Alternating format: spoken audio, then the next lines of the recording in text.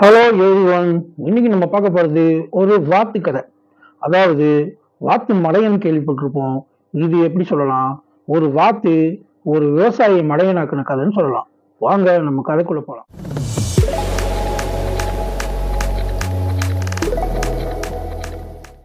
ஒரு அழகான கிராமம்.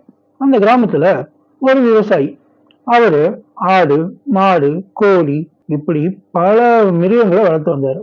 அவருக்கு ஒரு ஆசை, ஒரு அழகான வாத்தை வாங்கி வளர்க்கணும்.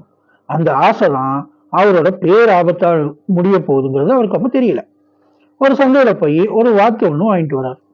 வாங்கிட்டு வந்து இத்தனை நாள் அண்ணன் தம்பியா பழகிட்டு இருந்த அந்த மிருகம் கூட்டத்துக்குள்ள கொண்டு வந்து விட்டார். சரி, விட்டுட்டு அவர் வீட்டுக்கும் போயிட்டார். அன்னைக்கு நைட்டு இந்த வாத்து அந்த விவசாயியை பத்தி மற்ற மிருகங்க கிட்ட பொருளி பேச ஆரம்பிச்சுது. என்ன பொருளி? இப்போ நம்ம மிருகங்கள், நமக்கு தானே நம்மளை பத்தி தெரியும். நம்மளை பாதுகாக்க நாம தானே பாதுகாக்கணும். ஏன் இவர் நம்மளை பாதுகாக்கணும்? இவர் சரியா இந்த இடத்த கிளீன் பண்றதும் இல்ல, பாருங்க எப்படி குப்பையா இருக்குது, அவருக்கு ஒரு நீட்னஸே தெரியலன்னு சொல்லி அந்த மிருகங்களை எல்லாம் பிரெயின் வாஷ் பண்ணிச்சு. பிரெயின் வாஷ் பண்ணதோடு மட்டும் இருந்துச்சா? எல்லா மிருகத்துக்கிட்டையும் இங்க ஒரு ஓட்டு நடத்துவோம், ஒரு தேர்தல் நடத்துவோம்.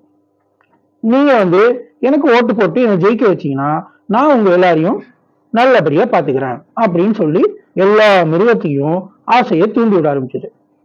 ஆசையை தூண்டி விட்டது மட்டும் இல்லாம அன்னைக்கு நைட்டு ஒரே தடாலடியா எல்லா இடத்துலயும் வாசகம், தேர்தல் நாள் அறிவிப்பு.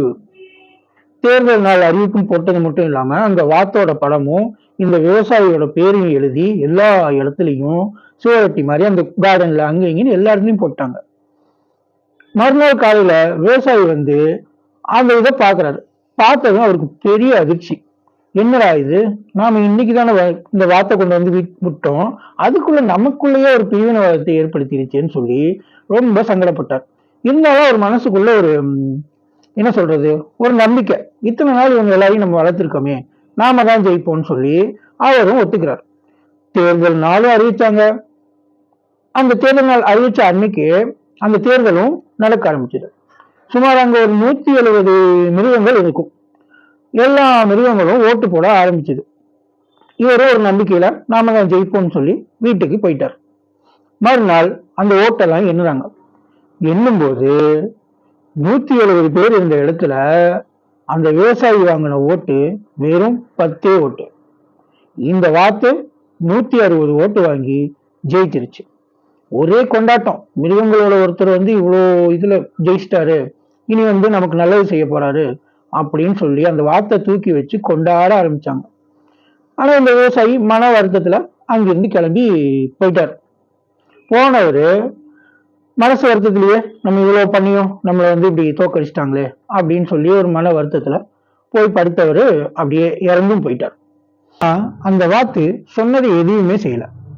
இந்த வாத்து அங்க இருக்கிற மிருகங்களுக்கு எல்லாம் செய்யறேன்னு சொல்லிட்டு கடைசியில அந்த வாத்துக்கு எல்லா மிருகங்களும் சேர்ந்து பணிவிடை செய்யற மாதிரி ஆயிடுச்சு. இப்பதான் அந்த விவசாயியை பத்தின கொஞ்சம் புரிதல் மற்ற மிருகங்களுக்கு எல்லாம் வருது. ஆனா இப்போ நினைச்சு என்ன பிரயோஜனம், அவர் இறந்தும் போயிட்டாரு. இந்த மாதிரிதான் பல பேரு புதுசா ஒரு விஷயத்த பார்த்தோன்னு பழச மறந்துடுறாங்க. அது நமக்கு நன்மைன்னு தெரிஞ்சு அதை நம்ம மேல முன்னேற்றினோம்னா நாமளும் நல்லா இருப்போம், நம்மளை சுத்தி இருக்கிறவங்களும் நல்லா இருப்பாங்க. இருக்கிற சிச்சுவேஷன்ல அந்த வாத்து யாரு, வாத்து மடையை யாருங்கிறத கமெண்ட்ல சொல்லுங்க. மீண்டும் அடுத்த கதையில நாம சந்திப்போம். பாய்.